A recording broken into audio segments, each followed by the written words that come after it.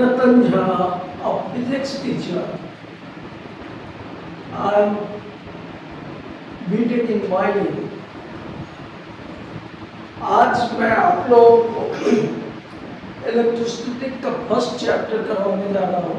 थोड़ा सा इंट्रोडक्शन देने जा रहा हूँ। Electrostatic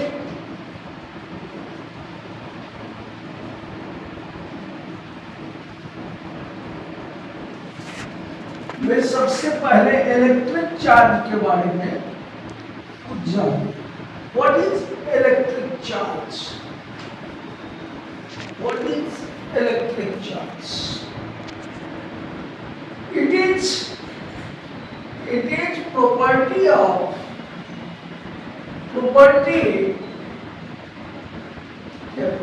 is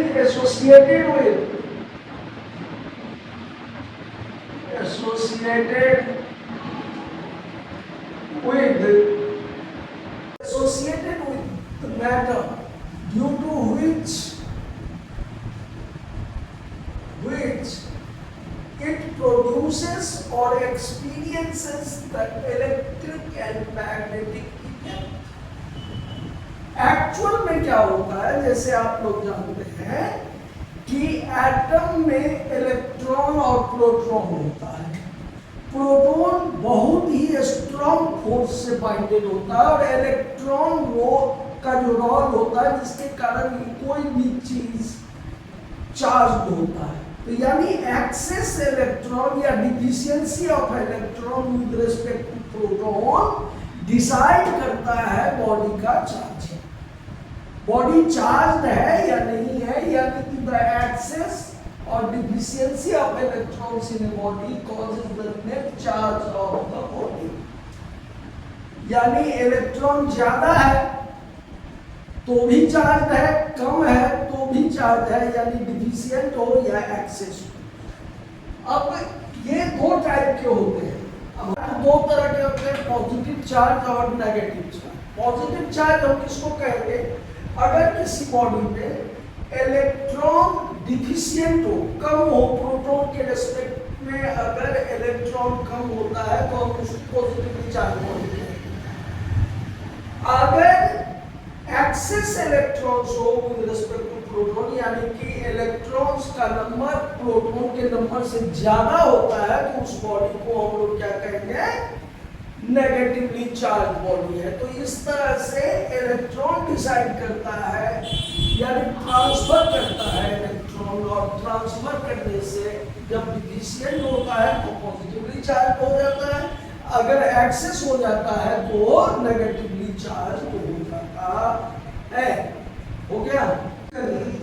calculated the quanta of charge by HCF, यानी highest common factor method, and he found that the unit is charge of electron. अब इसके आधार पर अगर हम बात करें तो SI यूनिट इसका कूलम होता है।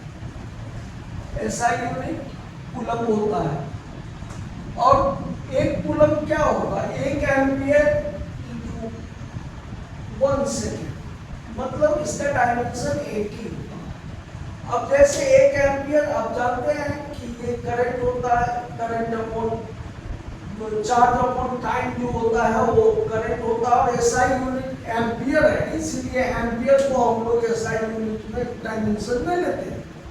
जैसे mLT लेते हैं, उस तरह से आपको एम्पियर भी एक SI यूनिट है, तो डायमेंशन में आपको 80 के फॉर्म में लेना पड़ेगा।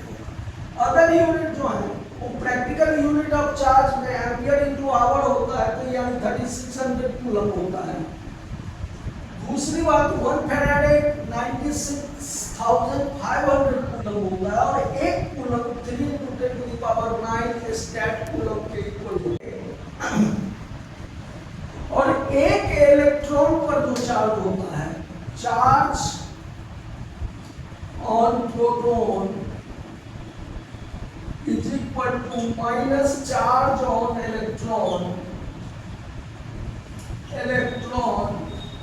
is equal to 1.6 into 10⁻⁻⁹ यानी ये बेसिक यूनिट आपका किसी भी चार्ज पार्टिकल का है। ठीक है, इतना स्पेसिफिक प्रॉपर्टीज हम बताने जा रहे हैं चार्ज का।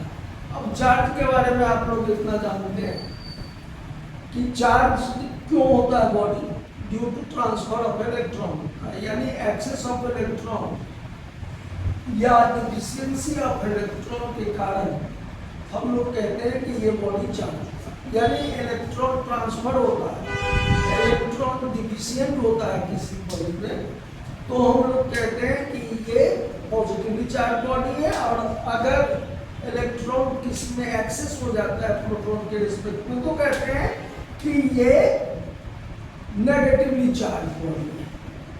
तो इसका मतलब नंबर ट्रांसफर होता है, तो इसमें कोई डायरेक्शन की जरूरत नहीं है, इसलिए हम कह सकते हैं कि चार्ज जो है वो स्केलर क्वांटिटी है, यानी charge is scalar quantity, it represent excess और deficiency of electron only, therefore charge is a scalar। दूसरा प्रॉपर्टी हम ये कह सकते हैं चार्ज इज ट्रांसफरेबल, यानी ट्रांसफर हो सकता है चार्ज। अगर हम दो बॉडी में, एक चार्ज बॉडी में और उसके कांटेक्ट में दूसरा अनचार्ज बॉडी को रख दें, एक चार्ज बॉडी ले लें और इसके कांटेक्ट में कोई अनदर बॉडी आ जाए, यहाँ पे क्या होगा, यहाँ पे डिफिशियंसी ऑफ इलेक्ट्रॉन है, इलेक्ट्रॉन डिफिशियंट इसमें, लेकिन सेचुरेट है, जितना इलेक्ट्रॉन है उतना ही प्रोटॉन है, तो ये क्या करेगा, सेचुरेशन इसमें ज्यादा है तो कुछ इलेक्ट्रॉन को इसमें ट्रांसफर करेगा और खुद भी चार्ज हो जाएगा। तो चार्ज ट्रांसफर होता है, यानी अगर कंडक्ट करता है तो चार्ज ट्रांसफरेबल होता है, यानी कि ट्रांसफर कर सकते हैं चार्ज। तीसरी बात है कि charge is always associated with mass. अगर इलेक्ट्रॉन अगर फंडामेंटल पार्टिकल है तो क्या इलेक्ट्रॉन ट्रांसफर होता है तो मास पर कोई इफेक्ट पड़ेगा। अगर इलेक्ट्रॉन किसी में बढ़ जाता है तो उसका मास इंक्रीज करता है, अगर एक्सेस इलेक्ट्रॉन होता है किसी बॉडी में, नेगेटिवली चार्ज बॉडी में, तो उसका मास इंक्रीज करता है, और डिफिशियंट होता है इलेक्ट्रॉन तो उसका मास डिक्रीज करता है, बहुत कम करता है, क्योंकि उसका मास बहुत ही कम होता है। जैसे आप जानते हैं कि इलेक्ट्रॉन का मास 9.1 × 10⁻31 kg होता है, तो उसके आधार पर इलेक्ट्रॉन का मास बहुत कम होता है लेकिन ट्रांसफर होता है, यानी कि मास एसोसिएट होता है चार्ज के साथ। चार्ज मास के साथ एसोसिएट नहीं होता है, मास जहां पे है वहां चार्ज होगा ही, ऐसा हम नहीं कह सकते। लेकिन अगर चार्ज ट्रांसफर हो रहा है तो मास भी ट्रांसफर होगा, तो charge is always associated with mass, but mass is not associated with charge।